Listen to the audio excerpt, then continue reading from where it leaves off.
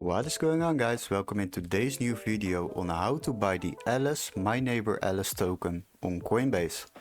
As you can see, we are already logged into our account on coinbase.com, but if you don't have an account yet, then sign up through the link in the description and you will get 10 euros of Bitcoin for free.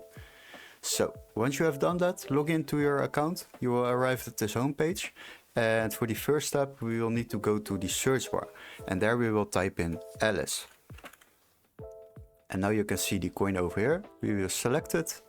Now you are on the token page, and as you can see, there are some quite good price movements going on at the moment. Definitely take advantage of that. And now you need to decide how much you would like to spend on this coin. Let's say 1000 euros. And for the next step, you will see here the amount of tokens you will receive for your purchase. So you can also select your payment method. I prefer my credit card payment method, but if you would like to use another one, select it over here.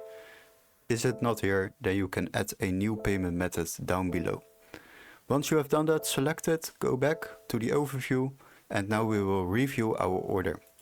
Click on it, and as you can see, we are paying a transaction fee over here. If you want to save yourself a lot of money, then use this tip.